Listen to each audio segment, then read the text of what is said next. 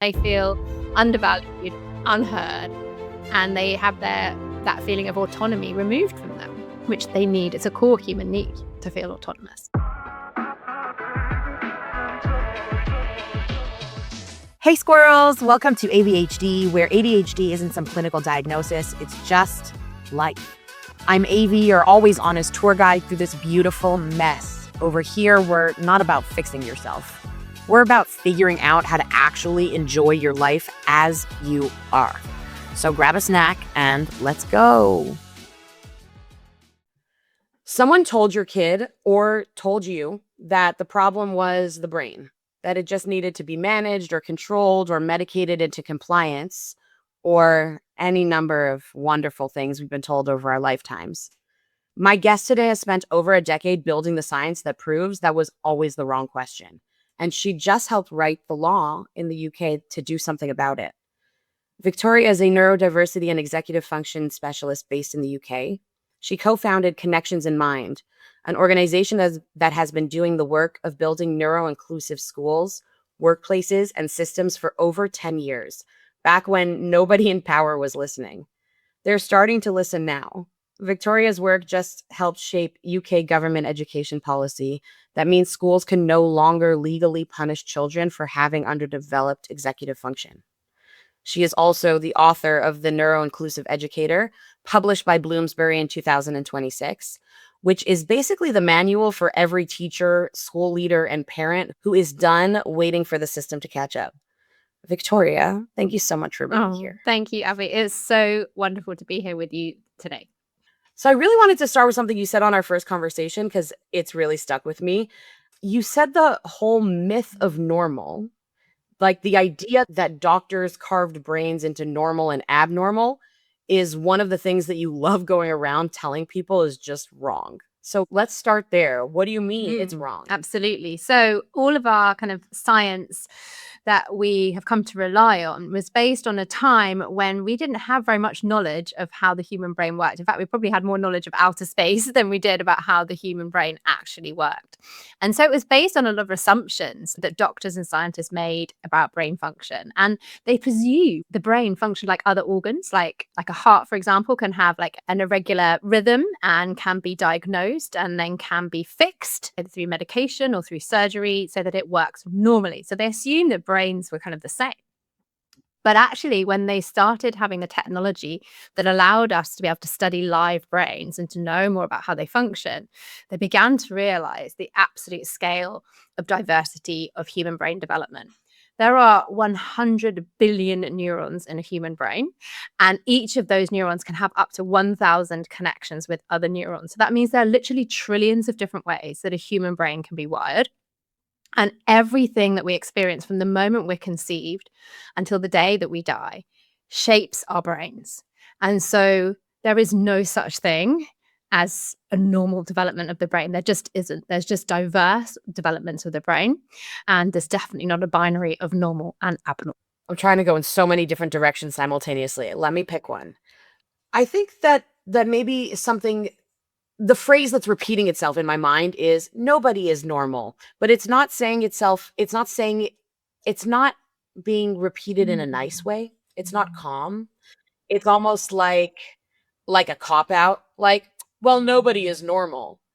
But are there still typical and atypical patterns of thinking, or does it fall on the same type of bell curve? Because when I think about normal, I think about like standard deviations in the middle. Exactly. So of course, as a human population, we have a diversity of development, and in any population you'll always have that kind of normal distribution. And the larger populations that I work with, the more that we find that normal distribution really exists.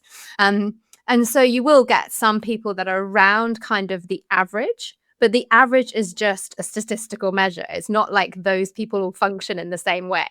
All those people that are close to the average all have brains that function differently. And so what has been, we've kind of conflated this idea of average with this idea of normal, and they're not the same thing. And so it's really important that we recognize that even within that kind of average range, or people that are closest to that standard deviation away from the mean, they also all think differently and behave differently. But what has happened is that society has evolved around this idea of normal. And so now we have these expectations of human behavior around this normal, this average, which is actually impossible for any one human to achieve. And you will find no human that will actually be able to live up to that idea of normal, because there's no average human. There's all these diverse humans around the average. And so there's this fallacy of normal that has been embedded in society's expectations. And and it's not about just having high expectations of people, because actually, to function as a society, we need to have high expectations of people. We need to turn up for a doctor's appointment on time. We need to have trains run on time. We need to keep things organized so that we can find things in a library. Like, we need all of these expectations of how society runs. But what has evolved over time is this judgment that if you don't exhibit these normal behaviors, that there's something wrong with you, that you're abnormal, and that's shameful.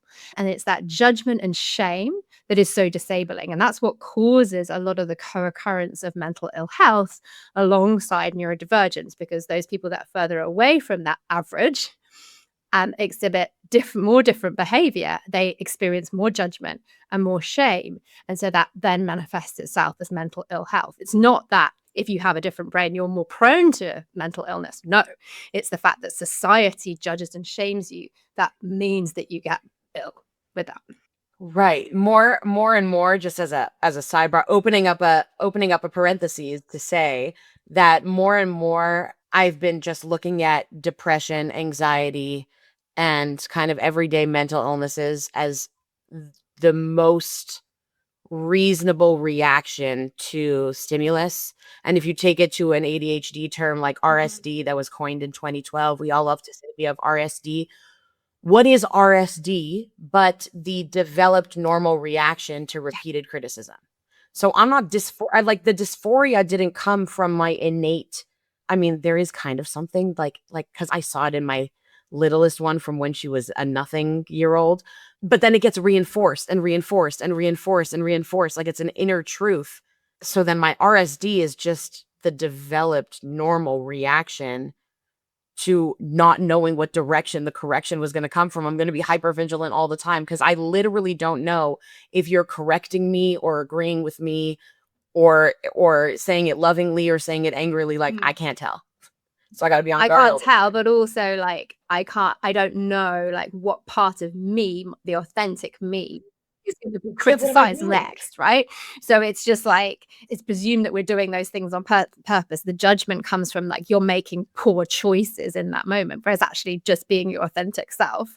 And then the judgment comes in and that criticism, and then it makes it feel unsafe to be yourself. And that is what we've created in society, is that if you don't present as normal, then you will be judged and shamed, and then it's not safe to show up as yourself. So that's why we have masking. And I have 3 daughters who, whilst at home, they're celebrated for the wonderful people that they are. When they go out into society, they're constantly getting this feedback. And so we see those masking behaviors a lot in our young people when they're out in the world. That's why I raised my kids angry. They have big, loud girl voices. Nope, you're wrong. Nope, that's not it. Nah, not doing that. Just, they're 8 and 10, so fingers crossed. But fingers crossed. But again, then we have that situation with the kind of the childism that we have in our society, where children's voices are not listened to. And so what, if an adult advocated for themselves in that way, people would sit up and listen. But when a 14-year-old does it, it's seen as defiance. And so that is the real challenge that we have. And so whilst you can like support young people to do that more, we also need to change the way society sees young people. 100%. Society just takes longer. My kids are quick learners and society is slow. It's incredibly slow. Do the people know what normal means? When we're talking about normal, if you ask people what is normal, is there like an agreed upon definition? That's a really, really good question. My experience has been that there is just this kind of assumption of normal. It's this assumption that there are some people out there that are normal. We see them walking around, they're kind of performing this kind of normal life.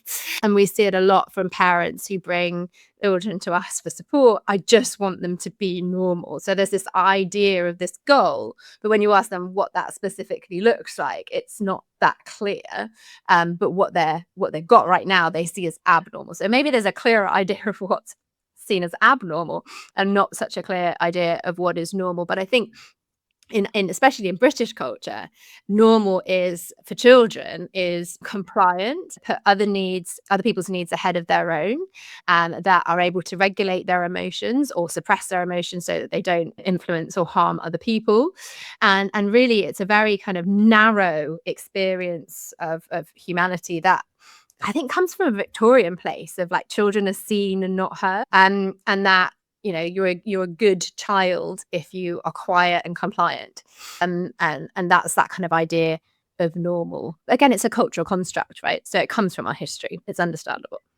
I'm curious specifically about the putting others' needs ahead of their own bit, because I wonder if parents or educators would state that as a desired outcome that they would like our children to have. Like, do we want our children to be people who put others' needs ahead of their own? Well, it's an interesting one. If we're normal, or like we're working, I don't know what we're striving for because I don't totally understand the concept of normal, but I'm working on it. So that's a really interesting one. I think when you put it like that, no, like nobody would say that's what we want to do. But actually, when you look at what they're expecting of children, it's always about, right? You look at behavior Right. policies and all of these kind of policies we have in schools and the way that we expect children to show up. They are expected to give up their autonomy over their own lives. They're expected to comply with what adults tell them to do at all times, which I think is a really dangerous thing to children to do, because they need to be able to speak up when it doesn't feel right for them. And they're expected to, I think it's the biggest thing is like giving up that autonomy over their own lives. And I just think it's so bizarre, isn't it, that we then expect at 18 for them suddenly to be able to be independent, to go off and go to university or do whatever it is and live an adult life. And a lot of the feedback we get from society now is like these young people just aren't ready to live an adult life. Well, yes, if you've taken away all of their autonomy Of course not. and their ability to be their own selves, then how are they supposed to know what to do if you've made them so compliant? So yeah, it's a very, very interesting situation we're in, a conundrum, I would say. It just appears to be like a lack of what Judge Judy calls two-process thinking. Like, we're not drawing like conclusions that are creative, far-fetched. It's literally just taking one tiny step further, right? So do I want a child to be compliant? Yes, I would like to have a child who is compliant in situations where it's necessary for them to be compliant in order for them to stay safe, assuming that the person who is giving the instructions to which they need to be compliant has their best interests at heart. That would be convenient. So I can kind of understand that. Does it serve me? Does it serve society? Does it serve my parenting? And does it serve my child to raise somebody who puts others' needs above their own? Are we thinking about our parenting? Are we thinking about our education?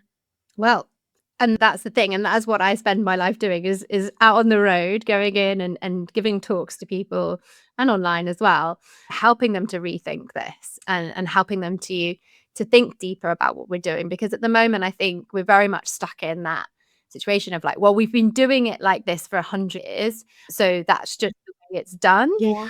And I think that's so dangerous because, actually, 150 years in human history is a tiny dot in human history, but we talk about it as if it's just a thing that's done. And I think that's extremely dangerous because, if you don't innovate, then you fall behind. But also, we're now out of pace with what the science is telling us. If you designed education now with the knowledge we now have of how human brains develop, it would look completely different to how it looks today. But yet we are so wedded to this old model that we've been using for a long time that people find it very difficult to step out of that mindset because they see that as the only way that we can raise young people. But it's not true. I find it very difficult to send my kids to school. And I think that possibly a lot of our listeners here, and definitely my dear mom friends who I'm thinking of and whose kids I'm thinking of as you're saying these examples, a little girl who says that she doesn't want to play with another little girl gets an email sent home about her antisocial behavior in class. And I'm like, why does she need to play with this other little girl? Like, why would that be an expectation that you would have of a child to force them to play with somebody that they don't want to play with? So I and my fellow parents find it difficult to send our kids to schools that we know don't see things the way that we do. So I'm curious, what would that school look like? Your ideal. So I've done a lot of time thinking about this because my daughter, I've raised her to speak to her needs and to communicate for herself. And it was 2 years ago that she put her foot down and she said, no, I am not going to school anymore. It is not right for me. It's not the right environment that I want to be in. And so the last 2 years, she's been learning from home. She's not been homeschooled. She's been learning from home, and we've been allowing her to develop in the way that her curiosity has led her. And she's now got to the stage where she's sitting formal examinations so that she can go to university and do all the things that she needs to do to get the qualifications that she needs, but she's done it in her own way. So I have living proof in a few rooms away over here that young people are very driven to learn. It is a natural part of how their brains have evolved. And I think we spend far too much time getting in the way of it and feeding them these curriculums and thinking too hard about what order things should come in, when actually their human brains have evolved to learn. So I'm very much into child-led approaches and self-directed learning. I think we need to fall back into a lot more of how human children actually naturally learn. And for me, what we would have instead of schools per se is child development centres, where we have highly trained professionals who are experts in child development and can support learning in all the forms that it takes and can document that learning and progression that young people are making so that they have a portfolio of all the things that they can do, that they can offer society, so that their skill sets can be matched up with what society needs. I also think there's a fantastic book that I recommend all your listeners called 10 to 25, The Science of Motivating Young People, which talks about that particular age range and how we motivate young people. And it's all about status and respect. And I think we've done young people a disservice by locking them out of employment from kind of their teenage years. I think actually they can get so much from progression when they're given positions of responsibility in terms of employment early on. I'm not talking about child labour here. I'm talking about giving them opportunities to get out into society and to take responsibility for themselves and to offer something to their communities that is valued and therefore paid for. And I think, with that comes that status and respect that they absolutely crave, and also allows them to evidence what they can offer society, so that when they are making decisions about what they want to study or what they want to develop their skills in, they can do that safe in the knowledge that those skills have value for their community. And I think that is something that's massively missing from our current education system. So for me, it would be local, it would be child-led, it would have experts in child development supporting young people in their own trajectories, which will be as diverse as their brains, but with, opening up all the amazing resources that we have in Western societies in terms of employment, but also all the other different learning environments. Like, for example, my daughter's into horse riding, and there's a multi-million pound industry in the UK in horse riding, but yet she constantly gets told, oh, well, that's a leisure activity. Well, it's not, because there's a multi-million pound industry in horse riding.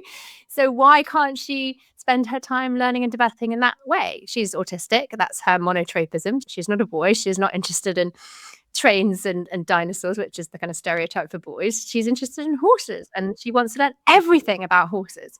And so she has so much to offer, and she is the most fantastic horsewoman, and much more accomplished than I am, and I'm particularly interested in horses too. So I just think we underestimate what young people can achieve, and when we get out of their way and allow them to learn in a way that feels developmentally appropriate for them, they can do incredible things. That sounds like a dream. I wish. I've been saying this forever because for some reason, I mean, I had my kids first. I had my kids young and first among all of my friends, among anyone who was ever having kids in our age group. And people would come to me for a lot of advice. And the main bit of advice I would give is, you don't know anything. This baby knows themselves better than you do. And this human being is always going to know themselves better than you do. And your main job is to get out of their way and clear obstacles out of their way and like support them and guide them in that way. Like, you're not supposed to be walking ahead of them, I don't think, because you don't know anything. And there's an element of hubris to the human condition where we think we know anything. And I think it sets us up for failure a lot. I always remind educators that this comes from a place of curiosity, that the first mindset that we need to be putting on when we're interacting with a child is curiosity. It's not, I've got all this training, I know the thing. It's, okay, this is an interesting perspective. This is an interesting situation. This person has a completely unique brain and I can't know what's going on inside it. So I have to ask and I have to find out and I need to be curious. And yeah, it's huge. And if you have that curious mindset, also then you're not locating the challenge with it, the problem within the child. You're looking at where's the barrier for them to get to their next step, like what's getting in the way of them getting to their next step. And so you have this mindset of constantly asking them what's feeling hard about your learning or where you're getting to, and what can you do to remove that barrier. Can you do it yourself? Because ideally they do it themselves, because that teaches resilience, and it teaches and they can face any challenge that they come across. But if it's a systemic barrier or a barrier that's outside of their control, then as an adult you can support them to navigating around it, or hopefully having that barrier removed, because if you remove it for one child, then it has an impact for all the other children that may be struggling with that thing. So that curious mindset is so, so important. And that comes alongside an understanding that nobody knows everything. We're all lifelong learners. And that is not something I think that many adults have their heads around yet. And children are closer to their birth. They're closer to their coming into existence, right? They've had less opportunity to be programmed. They see things more clearly than you see things. And approaching something with the assumption that you know better is a disservice, of course, to everyone around you, but definitely to oneself. And my daughter, who is autistic, she also has PDA profile, which I prefer not to call pathological demand avoidance, because I hate that, but persistent desire for autonomy, which much more accurately sums up her thing. So she has very aptly taught me that, actually, yes, I might have experience in life, but her pathway is her unique pathway. And so actually, instead of offering advice, unsolicited advice, which never lands well with a child with PDA profile, they'll always go opposite to what you say. It's asking the curious question. Yeah. It's saying, what do you think we should do? And sometimes she comes back and says, Mummy, I can't. Like, I'm feeling too overwhelmed. I can't think. And then that's a cue to just give her space to think. And then she'll come back with an idea later, and then we can discuss it together. But if I suggest something, 9 times out of 10, it'll be rejected. That she has, and I always like to think of neurodivergent kids as like the canaries in the coal mine. They're like, they're showing us how the rest of humanity actually would like to be treated. And so if we can have that approach with all children and say, I've noticed you're struggling. Talk to me about what's feeling hard for you. we're much more likely to be able to support them than if we're like, aha, I can see what you're struggling with. Here's a strategy you should try. And the child's sitting there going, where did that come from? Like, what? That's completely irrelevant to what I'm actually struggling with. And they feel undervalued, unheard, and they have that feeling of autonomy removed from them, which they need. It's a core human need to feel autonomous. It also erodes your trust with authority or adults or experts in general, because if you can't listen to me, then like, how can I listen to you? How can I know that you're taking into consideration people like me? If you're not a listener, then how could you have possibly accumulated sufficient data to have formulated an opinion that is more nuanced and educated than the opinion that I have formulated? Yeah. Especially if you're autistic. I promise you I've collected data. It's in there. It's been percolating. Absolutely. And that erosion of trust. So we have this big thing at the moment in the UK with extra time and examinations. So the government has decided that too many middle-class parents are paying education psychologists to get a report that says that their child should have extra time in examinations. So what they have done is that they have made it harder for people to get extra time in examinations. They put the bar higher for children to be able to get that. So I got extra time in my examinations. It was transformational for me. It reduced so much anxiety, but now I wouldn't get it because I didn't reach that particular bar. And what that does, I feel, for the child is says, look, this expert has seen that you need this extra time, but actually the government has said that you can't have that extra time. And where does that child left feeling? That child is left feeling the adults just don't have their stuff together. They're not even talking to each other. And again, that creates that feeling of uncertainty for that child, especially if they're neurodivergent. Having that feeling of uncertainty can spike all sorts of kind of threat responses for them and make their symptoms. And so, it's so important that as adults that we are singing from the same song sheet and we are really thinking about the impact of our decisions on children, because they have no voice in society to speak up and say, this isn't right. We make these decisions for them. We have to imagine what it would be like to be a child on the receiving end of those decisions. And if you're struggling to imagine what it would be like, what it would feel like to be a child on the receiving end of those decisions, and you are in the United States of America, I would like to introduce you to the relationship between the healthcare industry and insurance companies. You may need life-saving treatment. You may go to the doctor. You may be prescribed life-saving treatment, and it may be denied by your insurance company. And what we have seen as the United States citizens are closely following the Luigi Mangione case that is currently ongoing, when people, human beings, feel constrained by a system, whether they are children or adults, what they do is they push back against that system in any way they know how. And they will start by talking, and they will start by making a little bit of noise, and then they'll start screaming and yelling and banging their feet and pretty much doing anything they need to get noticed. And that is human nature, and that is human behavior, and it is the most normal thing. So if we want systems and societies in which we as adults can rely on our experts and get life-saving care that we need without insurance companies standing in our way, we also need to live in a world in which when a child needs a resource like that, we can rely on the experts and not have the government or any kind of system standing in our way. And as citizens, we shouldn't stand for a system that doesn't serve us in that way.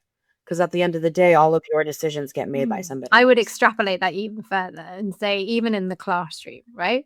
So if you're seeing a child who is misbehaving in the classroom, it is all of that screaming and shouting and yelling behavior that you just talked about there, because their needs are not being met through all the other ways that they're trying to communicate it. So it ends up being that, that difficult behavior that the teacher is struggling with.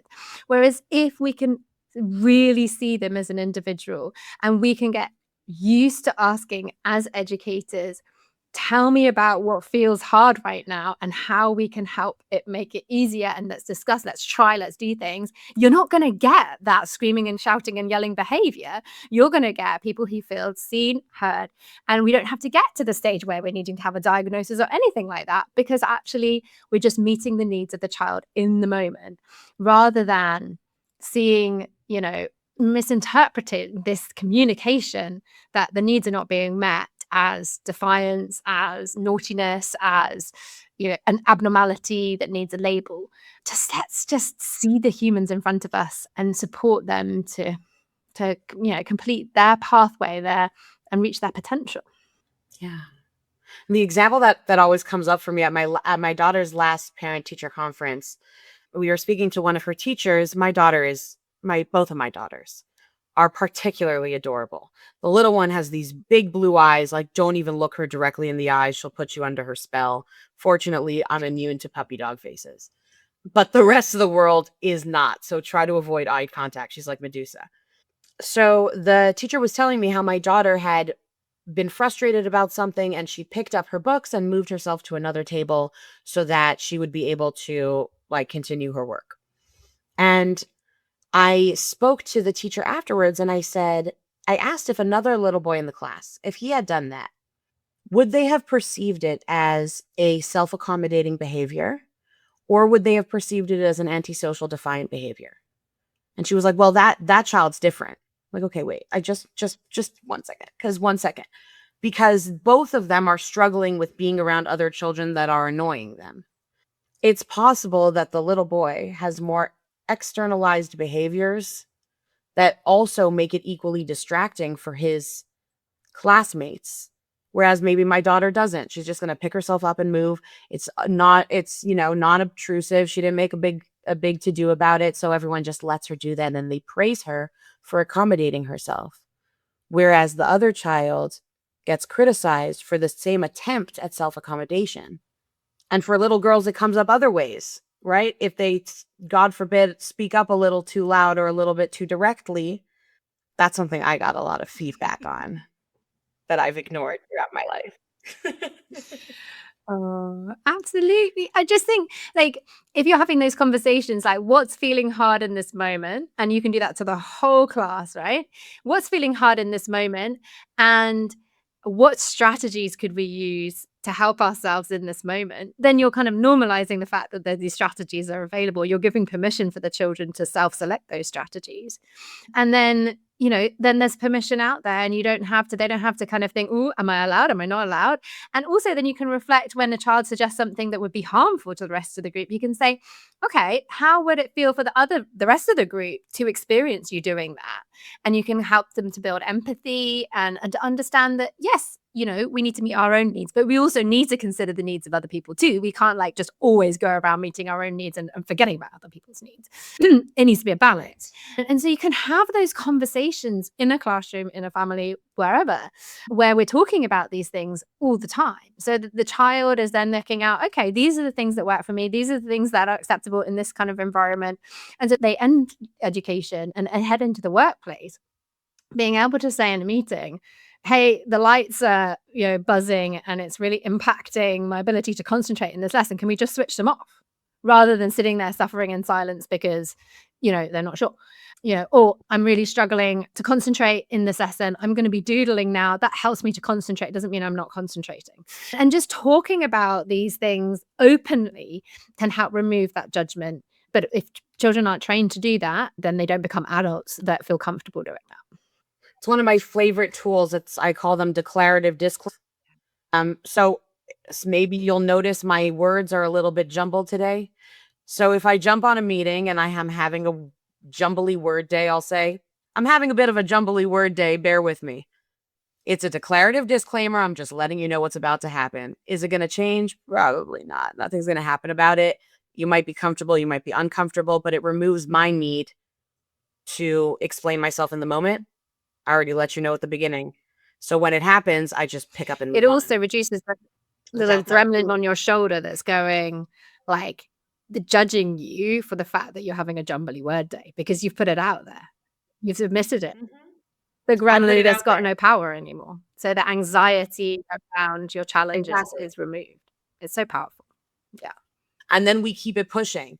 So you know where I stand. I've like, made a little jokey joke about it, and I don't have to feel any sort of way. But this starts with children.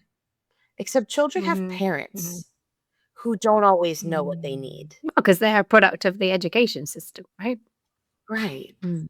So what about the grown-up Mm. children who have Mm. children? Mm.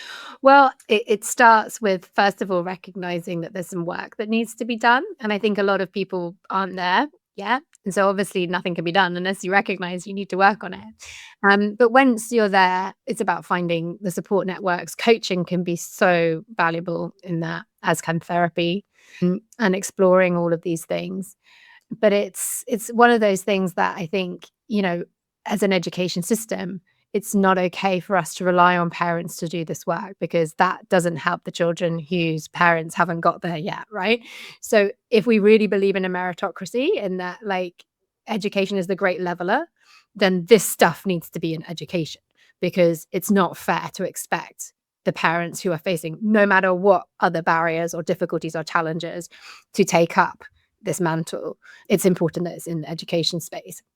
But for parents that are ready to work on it, I think schools can be a great place to support that too. And in these child development centers, that for me, it extends to the parents too, right? So it's about, having classes for parents that are really beneficial, that help them, bring them alongside kind of what that child development center is doing and working on in that particular term, so that it can extend into the community and support, and recognizing that when we support and help them to develop their own interoception and their own self-regulation, then that has a huge knock-on effect on the self-regulation of children as well. So it's about that holistic understanding of the child as part of a system rather than as the child as an individual, because there's no such thing as an individual child. We are social beings, and we're all connected through our peers, to our families, to our larger community.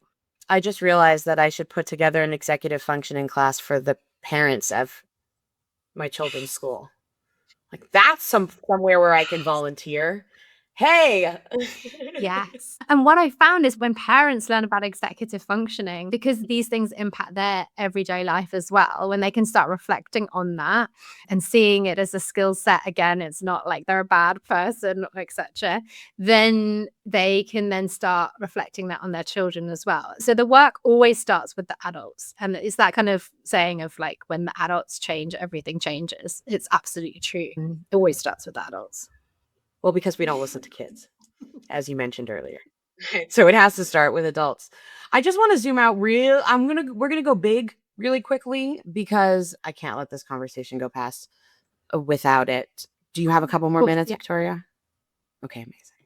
So there's a conversation underneath all of this that a lot of people aren't having out loud, and we talked about it a bit too briefly on our last conversation. But the way that schools are built, desks and rows and bells and compliance and sitting down and absorbing, it's not designed for human brains. It was literally designed for the Industrial Revolution. As you said, it's been around for 150 years because Industrial Revolution. We're literally training people to do factory work, and now we're surprised that AI can do a lot of these jobs that we've like programmed ourselves to do. Where does what you're talking about, neurodivergent education, but also more specifically, holistic education that is designed for the natural pursuit of the mind, where does that fit into all of Such a this? great question, Abby. I think it's really, really important that when we understand that neurodivergence and well, neurodiversity, and with that neurodivergence is a natural part of humanity, we can start celebrating our humanity and all the different ways that we develop. And I think, it's the different ways that we think and behave that set us apart from computers and from AI. And actually, humans will always have value within society for doing the human stuff, connecting with people, persuading people, doing, the manual and creative jobs that computers will never be able to do on our behalf. And I think, when we can have these child development centers, which are really focused on developing the child to the best of their potential, then that means that they can engage with whatever the future brings because they know themselves really well. They are lifelong learners because they've learned how they learn and they know how they learn best. And they can fit, they can shape where they take themselves in their careers according to the very fast moving careers market, etc., within the future. But also I think it's about like recognizing that actually we are more than just a sum of our parts, and it's the communities that we build that are such an important part of humanity. And I think a lot more of the work that we do in the future will be around community and care and all those things that computers can't do. And so yeah, I just think it's about completely shifting our mindset away from, like you said, creating these factory workers into creating and allowing young people to flourish and to develop into the environment in which they were born. That is what the human brain has adapted and evolved to do. We just get in the way of it. So let's stop getting in the way of it. Let's augment that through working with the things that we know about how human brains develop and have experts in that, and let them be their best selves in the future that we just cannot even get our heads around right now. And I would say, like, to add to what you're saying, we need to lean into the unknown. It is okay. We do not know things, and that is cool. That's fun. That's wonderful. That's a beautiful, open path ahead of us. And if we're willing to iterate and to adapt and learn all the time, then we're okay. It's, again, coming back to the uncertainty piece, it's about being comfortable with the fact that there are things in life that we can control, very small number of things in life we can control, and so many things in life that we can't control. And it's a fallacy if we think that we can control for all the uncertainties in life. And so that's what resilience is all about, is having that confidence that we can deal with anything in our path. And that is just so, so important and so lacking in this day and age of the blame culture that we have, where it's always somebody's fault if something goes wrong. No, it's not. It's just life. Things go wrong. and we need to shift away from that and towards more of an understanding of humans are fallible, but we're also incredibly diverse and wonderful. So much more than the sum of your parts. My daughter says, I can do anything I put my mind to, but I am not putting my mind to that right now. Love it. I love it. I'm like, I love that. We're going to need to, because what we're talking about is putting on shoes and leaving the house. But I respect that you don't want to. Okay, last thing. What, if the parents are listening, what do you want them to know? I think the most important thing that I have learned in this last 10 years of doing this work is that it's not about getting hung up on where your child is according to other children, what their strengths and challenges are, and focusing on like how I can get them to the next step and kind of pushing them along. Instead, the research is really clear, and the work that we've done is really clear. It's about the relationship that we have with them. If we can love them for exactly the human that they are, they will go on to do incredible things. But if we're constantly giving them feedback that who they are is not good enough for us or society, then that will affect their mental health and their ability to reach their potential. So love your child for who they are. They're incredible and they will do incredible things. Just stand back and watch them. Thank you so much, Victoria. I literally feel like we could talk for another 2 hours. But before I let you go, where can the squirrels find you and your work? Ooh, and yeah. So I have a website, victoriabagnall.com. So look that up. I'm also very active on LinkedIn, so you can find me there. I'm not so on the other kind of socials because I have to be boundaried with myself. So I do LinkedIn and I do podcasts and I do writing. You can also buy my book, which I have the advanced copy of here today. The So exciting. It's released on the 13th of August. If you're a parent, you might want to read it for yourself, but you also might want to buy a copy for a teacher friend that you have or the teacher of your children. It's a really easy to digest book that is very clear about how we can do less as teachers to give more to our children.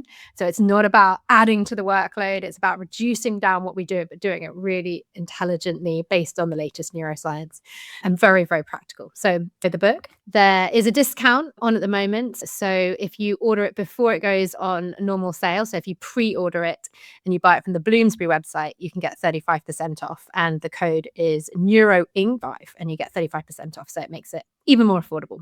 So yeah, recommend people take a look at that. Absolutely. Before August 15th, find out how many teachers there are in your child's school and order that many copies of the book with the promo code NeuroInc35 on the Bloomsbury website for 35% off. That is awesome. Y'all, okay. This conversation had twists and it had turns, and we genuinely could go on forever and ever and ever, but here is what I want you to take away from this conversation. As always, please know the system was not built for your brain. The system wasn't built for neurodivergent brains. And quite honestly, as we have come to learn throughout this conversation, the system wasn't built for any kind of brain that actually exists. It was built for the statistical data aggregate of what the normal brain would be if one such brain existed, which it doesn't. So listen, it was built for compliance, and you're not a particularly easily programmed person. And the good news is that the science to change that exists, and it works. And there are people like Victoria who have spent a decade making it at least harder to ignore, and hopefully very soon impossible to ignore. As always, squirrels, you are not broken. The system is. Let's build a better one. I'll see you next time.